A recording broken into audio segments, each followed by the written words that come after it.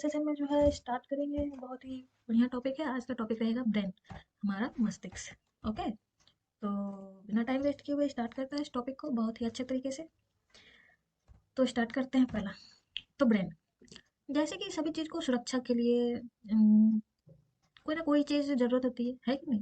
जैसे कि हमारे सेल्स को सुरक्षा करने के लिए हमारे उसके जो कवर होते हैं, फिर जो हम लोग को सुरक्षा के लिए भी कुछ ना कुछ बहुत ही ज़रूरी होता है। जैसे कि आप देख सकते हो स्किन का भी जो लेयर होता है, बहुत ही सारा 2-3 लेयर होता है। क्यों होता है? क्योंकि उसके प्रोटेक्शन के लिए। तो सभी चीज़ के लिए सुरक्षा के लिए उसके बाहरी आवरण की बहुत ही ज़्यादा आवश्यकता होती है कि नहीं।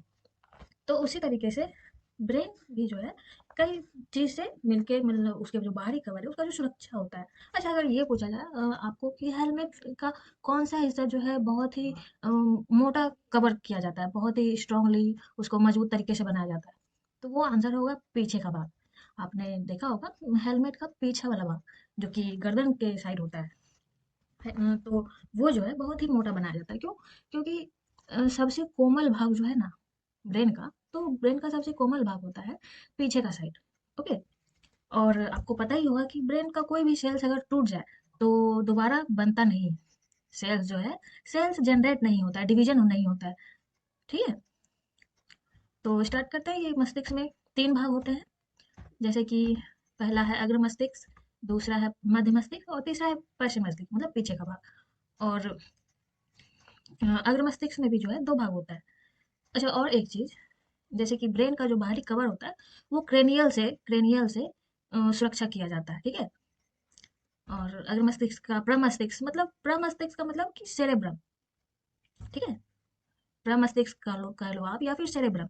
तो सबसे मेन इंपॉर्टेंट होता है सेरेब्रम, हमारे बुद्धि के लिए, हमारे सोचने का जो कैपेसिटी होता है, इसको आईक्यू लेवल बोला जाता है ना। तो आईक्यू लेवल जो है ये डिसाइड करता है कि आपका सेरेब्रम कितना स्ट्रांग है। ओके, सोचना समझना, कष्ट, प्रेम, जिससे प्रेम भावना होता है, ये सब के लिए, चतुराई के लिए जिम्मेदार होता है सेरेब्रम, आगे का हिस्सा, आगे का पोर्शन। ओके, और सेकंड है डाइएन्सेफेलॉन। एक सेकंड, ये जो है ये कट गया है, कोई नहीं, हम बता देते हैं। दूसरा भाग जो है डाइएन्सेफेलॉन है। ठीक है, नहीं तो आप लिख सकते हैं, सुन के भी लिख सकते हैं, नहीं तो लिख देते हैं, इसमें क्या दिक्कत है। ओके, तो दूसरा भाग होता है ये जो ये जो एनसेफेलॉन आपको दिख रहा है, ये डाइएन्सेफेलॉन है एक्चुअली। ये कट गया है थोड़ा सा भाग। अरे आजा भाई। तो ये होगा डाई डाई एन सेफ्लॉन। सिर्फ डाई आप ऐड कर लो। अब डाई एन सेफ्लॉन में क्या क्या होता है? अब जैसे कि हम लोग चाय पीते हैं, डेली मॉर्निंग में चाय पीते हैं, इवनिंग में चाय पीते हैं। चाय के बिना तो जीवन ही नहीं कर सकता, दिन का शुरुआत ही नहीं होता है ना। तो डाई एन सेफ्लॉन, जैसे कि गर्म चाय रहता है कप में, अचानक से हाथ जो है वहां से हट जाता है, अरे बाप रे इतना गर्म है। तो वो किस वजह से होता है? कभी सोचा है? तो वो होता है मस्तिष्क का अग्रभाग। और अग्रभाग में भी फिगर देना चाहिए था, इसके लिए माफ़ी चाहेंगे, कोई बात नहीं। इसके क्वेश्चन में देख लेंगे और क्या, कभी ना कभी एमसीक्यू में ब्रेन देख लेंगे, ब्रेन का फिगर। तो वो जो ताप होता है, जो कप जो हम अचानक से हटाते हैं हाथ, या जल जाएगा या हाथ जल गया, फिर मुंह जल जाता है या फिर हाथ जल जाता है, तो वो किसकी वजह से, और या फिर हटता किसकी वजह से, तो वो होता है डाइएन्सेफलॉन। और दूसरी बात, इमोशनल होते हैं। इमोशनल होते हैं, किसी से लगाव होता है, वो कुछ कोई बोल देता है तो उसका बात जो है ज़्यादातर लगता है ना। तो वो दर्द और रोने का जो वो जो अनुभव होता है, जो फ़ील करते हैं, फीलिंग होता है, तो वो होता है डाइएन्सेफेलॉन की वज़ह से। ओके, क्लियर हो गया? अब इसका आगे का देखते हैं भाग, ये होता है मध्य मस्तिष्क। ये हो गया अग्र मस्तिष्क, क्लियर हो गया। तो मध्य मस्तिष्क, ठीक है? तो मध्य मस्तिष्क में 2 भाग होता है, जिस तरीके से अग्र मस्तिष्क में 2 भाग होता है, प्रोसेरेब्रम, इसका आप सेरेब्रम लिख देते हैं, सेरेब्रम और डायंसेफलॉन। उसी तरीके से मध्य मस्तिष्क में भी 2 भाग होता है, वो होता है कार्पोरा, ये कार्पोरा क्वाड्रिजेमिन। ठीक है, कार्पो कार्पो कार्पोरा क्वाड्रिजेमिन, इसको ऐसे याद रखना है। और दूसरा है सेरेब्रल। सेरेब्रल, देखिए ये सेरेब्रम और सेरेब्रल अलग अलग है, ये आपको ध्यान रखना है। हो सकता है कन्फ्यूजन हो, ऐसे होगा तो नहीं, क्योंकि आपने बहुत बार पढ़ा होगा। पेंडकल, ठीक है। तो ये पहला एक वाला में क्या होता है, कार्पोरा क्वाड्रिजेमिन। तो ये देखने और सुनने, जैसे कि कोई चीज दृष्टि देखते हैं हम लोग, और उसका देखने का कैपेसिटी कब तक रहता है, तो आंख में जो है 1/10 सेकेंड तक रहता है, किसी भी चीज को जो देखते हैं। और इसी की वजह से आपने देखे होगा घर में जो फैन चलता है, ये बात पिछले के सेशन में बताया था हमने, अगर नहीं देखा हो तो कोई बात नहीं। ये जो फैन जो चलता है, जो उसका जो प्लेट होता है, पत्ती जो होता है, वो एक दूसरे से मिक्सअप होते हुए दिखता है। तो वैसा क्यों होता है? तो उसका रीजन है, वो तो अपना काम कर रहे हैं भाई, वो तो चल रहा है। तो हमारा आँख का जो इसी की वजह से ये जो रीजन है, इसको परसिस्टेंस बोला जाता है। क्या बोला जाता है? परसिस्टेंस। समझ में नहीं आएगा, चलिए छोड़िए, आप लिख लीजिए या फिर सुन लीजिए। तो ये जो होता है परसिस्टेंस की वजह से होता है। अब ये जो पत्ती होती है एक दूसरे में मिक्सअप होते दिखती है, तो इसी के रीजन से। या फिर आप उल्का पिंड देख लो, इस तरीके से उल्का पिंड जो इसका जो पूंछ होता है ना, ज्योग्राफी में आपने पढ़ा होगा उल्का पिंड वगैरह। तो ये बहुत लंबा दिखता है, इतना दूर तक दिखता है ना। तो वो किस रीजन से दिखता है? तो इसी वजह से।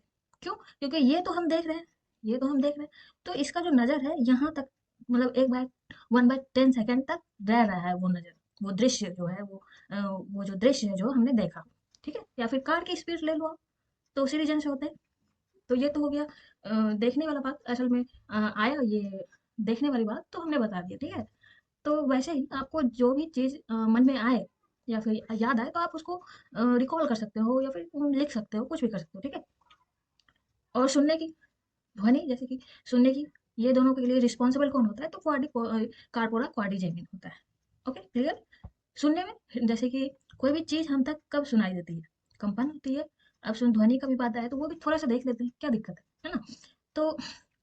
तो साउंड वेव, साउंड वेव तो आपने देखा होगा लड़कियों की आवाज़, गर्ल्स जैसे कि हम और बॉयज़ में के आवाज़ में बहुत ही डिफरेंट होता है। डिफरेंट किस प्रकार से होता है कि लड़कों की वॉइस जो है भारी भारी होती है, और लड़कियों की वॉइस जो है थोड़ी सी पतली होती है। किसी किसी की हो सकती है मोटी भी होती है, पर ज़्यादातर की जो है पतली आवाज़ होती है। तो क्यों होता है? ये जो गला है, ऐसे फिगर तो बनेगा नहीं, हमको आएगा भी नहीं बनाने। तो ये जो गला होता है जिसको आप ऐसा कह सकते हो, टॉन्सिलाइटिस, टॉन्सिल जिसको बोलते हैं, है ना? एक बायो में आपने ऐसे बोलते हैं ना कि टॉन्सिलाइटिस, टॉन्सिल बढ़ गया है, तो उसको टॉन्सिल नहीं बोलता है, बोला जाता है उसको टॉन्सिलाइटिस बोला जाता है। ठीक है? तो वही जो है वोकल कॉर्ड, उसको बोला जाता है। जो मेल मेल में वोकल कॉर्ड होता है, तो वोकल कॉर्ड बड़ा होता है, और गर्ल्स में जो है वोकल कॉर्ड कम होता है। थोड़ा बहुत का अंतर होता है, छोटा होता है। इस वजह से जो है उस वो जो किसी भी चीज़ आप, ये अगर इतना सा है मान लीजिए, ये आप वोकल कॉर्ड समझो, और ये लड़कों का वोकल कॉर्ड, ये इस तरीके से, ये वॉइस हो गया, ये गर्ल्स हो गया। ठीक है? तो ये अगर छोटा रहेगा तो फ्रीक्वेंट ये जल्दी जल्दी वाइब्रेट करेगा, है कि नहीं? मतलब ये तो कॉमन सी चीज़ है ना, जैसे कि छोटी चीज़ रहेगी तो जल्दी से वाइब्रेट करेगी, बोलेगी ऐसे ऐसे करके बोलेगी, तो ये इस तरीके से आवृत्ति फ्रीक्वेंसी इस तरीके से होगा जल्दी जल्दी। तो इस प्रकार से जो है, इसी रीजन से वो साउंड जो होता है पतली होती है, तीख होती है, जो कि मिर्ची जैसी लगती है किसी किसी को, है ना? ऐसे मजाक है। और ये वॉइस की, जैसे ये लंबा है, कैसे जाएगा? इसका फ्रीक्वेंसी किस प्रकार को, धीरे धीरे धीरे धीरे धीरे होगा। जस्ट इसके कंपैरिजन, लड़कियों के कंपैरिजन, क्योंकि ये बड़ा है थोड़ा सा, तो इस रीजन से जो है लड़कों का वॉइस जो है में अंतर आता है, भारी पड़ जाता है। ठीक है? और ये जो मतलब जानकारी है, अगर कुछ अच्छी लगी हो तो भी बताइए, अगर बुरी लगी हो तो भी बताया कीजिए। ठीक है? उससे क्या होगा, हमें पता चलेगा कि मेरी जो एफर्ट जो है वो किस प्रकार से रिजल्ट दे रहा है। ठीक है? तो ये तो हो गया क्वाड्रिजेमिन का। कहाँ से कहाँ चले गए हम, कोई नहीं। देखने और सुनने की और क्या है? अब आता है सेरिब्रल। सेरिब्रल इसके लिए एक ही चीज़ है, दो ही चीज़ें, मतलब ये देखने और सुनने के लिए। और सेरिब्रल, अब इसका क्या होगा? इसका भी देख लेते हैं। जो तंतुआ होती है, वो जो है एक प्रकार का बंडल होता है। बंडल दैट मीन्स मतलब ग्रुप जैसा, जो गुच्छा जिसको बोलते हैं। तो वो जो गुच्छा होता है, तो ये एक प्रकार से सेरेब्रल होता है। और क्या करता है? तो कार्टेक्स जो है, कार्टेक्स मस्तिष्क को अन्य भागों में मेरुरज्जु से जोड़ता है। ठीक है? मेरुरज्जु भी बहुत ही इंपॉर्टेंट है। ठीक है? इसको स्पाइनल कॉर्ड बोला जाता है। और एक चीज मेरुरज्जु के बारे में बताना है, बहुत ही इंपॉर्टेंट। क्या? जैसे कि हम लोग कोई रास्ता भूलते हैं ना, भूलते हैं या फिर याद रखते हैं।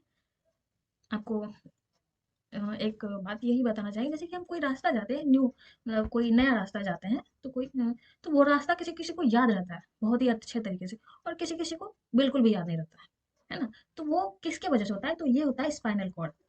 स्पाइनल कॉर्ड, यही मेरुरज्जु की वजह से। ठीक है? तो अगर ये क्वेश्चन में भी आ सकता है, बहुत ही बढ़िया टॉपिक है आज का। तो ये तो हो गया मध्य मस्तिष्क। तीसरा देखते हैं पश्चिम मस्तिष्क। ओके, तो पश्चिम मस्तिष्क, तो ये जो है इसको दो नामों से जाना जाता है, अनुमस्तिष्क या फिर सेरेबेलम। सेरेबेलम, अब ये जो है सेरेबेलम, जो ये तीन चीज से बना, मिलकर बना होता है, दो चीज से। ये मस्तिष्क जो है स्टेम का बना होता है, ठीक है। सेरिबेलम एक ये जिम्मेदार होता है बॉडी बैलेंसिंग के लिए। चलिए देख लेते हैं, वैसे पता है यहाँ पे लिखा हुआ है। अनुमस्तिष्क मतलब सेरेबेलम, ये जो है मैंने मेनेन सेफ्लॉन भी कहा जाता है, तो लेकिन नाम मिला जुला हुआ है, इसे भी आप याद रख सकते हैं। ये जो है मुद्रा, अच्छा आपने देखा होगा दारू जो पीता है, दारू या फिर भंगेड़ी, नशेड़ी, गंजेड़ी जो भी, ये नहीं तो नॉर्मल भी किसी किसी को ऐसा नहीं होता है कि दारू पी के घूमना है, कोई सो भी जाता है कि नहीं, आराम भी करता है। तो ये जो पीने वाला बंदा होता है, पीने वाला जो आदमी या फिर महिला कोई भी होती है, तो ये इसका जो बॉडी पोस्चर जो आपने देखा होगा, इधर डगमगा रहा है, इधर डगमगा रहा है, इधर डगमगा रहा है, इधर मत डगमगा रहा है, कोई कोई तो नाली में गिर जाता है ना होली के टाइम पे। तो ये इम्बैलेंस किस वजह से होता है? ये इम्बैलेंस जो है सेरेबेलम के कारण होता है। ऐसा नहीं है किसी किसी को लगता है कि हाँ भाई वो नाटक कर, नहीं नहीं, वो नाटक नहीं करता रहता है वो, एक्चुअली में जो है ना ये सेरेबेलम उसका डिस्टर्ब हो जाता है। ओके, डिस्टर्ब हो जाता है, तो जब इम्बैलेंस हो जाता है तो सब काम भी इम्बैलेंस तरीके से होगा, है कि नहीं? तो ऐच्छिक पेशियों की गतियों, ऐच्छिक पेशियों की गतियों का मतलब क्या हुआ?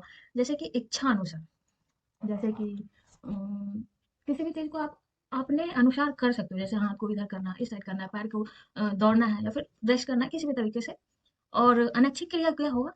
हृदय का बढ़ना, हृदय का तेज होना, हार्ट बीट बढ़ना, या फिर आंख का पल्प का झपकना, बंद करना, खोलना, ये सब क्या होगा? अनैच्छिक क्रिया, जो कि ऑटोमेटिक होती है, मेरे अनुसार नहीं होती, हमारे अनुसार, इच्छा अनुसार। ओके, इसका क्या कारण? हाँ हमने तो बता ही दिया, ठीक है, संतुलन बैलेंसिंग के कारण, नहीं तो आप इसको पढ़ भी सकते हैं, कोई दिक्कत नहीं। अब आता है मस्तिष्क सिस्टम। मस्तिष्क सिस्टम भी देख लेते हैं। ये जो है दो तरीके का होता है। इसमें दो भाग होता है, पॉन्स वेरुला और मेडुला ऑब्लंगेटा। ठीक है। अब पॉन्स वेरुला ये जो है श्वसन को नियंत्रित करता है, ब्रीदिंग। ठीक है, ब्रीदिंग देखिए, ब्रीदिंग अगर आप धीरे लोगे, धीरे दैट मीन्स लंबी, तो ऑक्सीजन जो है हमारे अंदर जो है भरपूर मात्रा में जाएगी।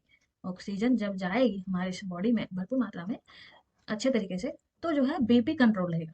ये बहुत ही मतलब आप एक तरीके से कह सकते हो रामबाण तरीके से। बीपी क्यों बढ़ता है?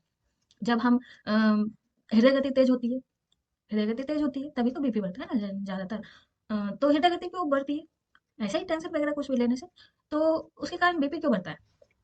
कुछ और भी बढ़ना चाहिए था, लेकिन बीपी ही क्यों? क्योंकि आप देखिए, ऑक्सीजन जब हम लोग जल्दी जल्दी सांस लेते हैं, या फिर कोई हमारे पीछे भाग रहा होता है, या फिर हम किसी के पीछे भाग रहे होते हैं, या फिर कोई टेंशन होता है किसी भी प्रकार का, तो क्या होता है कि हृदय जल्दी जल्दी सांस लेते हैं। सांस की गति आपने देखा होगा, जानते ही होगा, कॉमन बात है। तो सांस जो है जल्दी जल्दी चलती है, इस प्रकार सांस जो तेजी होती है उससे क्या होता है कि हाँ, ऑक्सीजन जो है हमारे बॉडी में भरपूर मात्रा में नहीं पहुंचती है। समझ रहे हैं? तो ऑक्सीजन जो है हमारे बॉडी में पहुंच नहीं पाती है पर्याप्त मात्रा में, इस वजह से कार्बन डाइऑक्साइड बढ़ता है, और कार्बन डाइऑक्साइड बढ़ता है तो बीपी भी बढ़ता है। ठीक है, ऑक्सीजन नहीं जा रहा है और कार्बन डाइऑक्साइड जा रहा है, तो जन ऑब्वियस सी बात है कि बीपी बढ़ेगा। ठीक है, माइंड पे असर होगा। अब ये सब कंट्रोल करने का क्या क्या तरीका है? बस एक ही तरीका है, सांस को कंट्रोल रखो। जब भी गुस्सा आए तो सांस को कंट्रोल रखो। सांस अगर कंट्रोल रहेगा तो आपका माइंड कंट्रोल रहेगा। अब माइंड कंट्रोल किस प्रकार से रखेंगे? आप योगा कर सकते हो, मेडिटेशन कर सकते हो। 2 मिनट, 5 मिनट, 10 मिनट मेडिटेशन करने में क्या जाता है? कुछ जाता है नहीं ना। आप ऐसे ही 1 घंटा तो रील्स देख लेते होगे, कम से कम एक दिन 1 घंटा, तो आधा घंटा या 15 मिनट मेडिटेशन या योगा करने से क्या जाता है? आप खुद भी करें और अपने घर वालों को भी सिखाएं, बहुत। ठीक है, तो ये तो हो गया श्वसन को नियंत्रित करता है। ओके, अब दूसरा है मेडुला ऑब्लंगेटा। अच्छा, ये खासकर बोला जाता है कि वॉमिटिंग जो है मेडुला ऑब्लंगेटा के कारण होता है। क्या ये सही है? बिल्कुल सही है। अब क्यों होता है उसका भी रीजन अभी पता चल जाएगा, हम बताते हैं ना हम क्यों है। तो ये जो है अनैच्छिक क्रिया, मेडुला ऑब्लंगेटा जो है, ये अनैच्छिक क्रिया भी हमने बताया था, ये जो कि इच्छा अनुसार नहीं होता है, जो कि ऑटोमेटिक होता है, जो कि हमारे कंट्रोल में नहीं रहता है। ठीक है, जैसे कि हृदय की गति जो है हमारे कंट्रोल में नहीं रहता है, और छींकना, खांसना, और आंखों का ये पल्प का झपकना। ठीक है, तो को को स्थित करता है। और मेडुला द्वारा जो है आवेगों को चालन मस्तिष्क और मेरुरज्जु के बीच होता है। ठीक है, और जनरली जो है बोला जाता है वोमिटिंग, उल्टी, उल्टी तो ऐसे होगा ना, उल्टी जो है मेडुला ऑब्लंगेटा के कारण होता है। अब जानिए कैसे। देखिए, यातायात के दौरान जो है, यातायात के दौरान ही होता है उल्टी।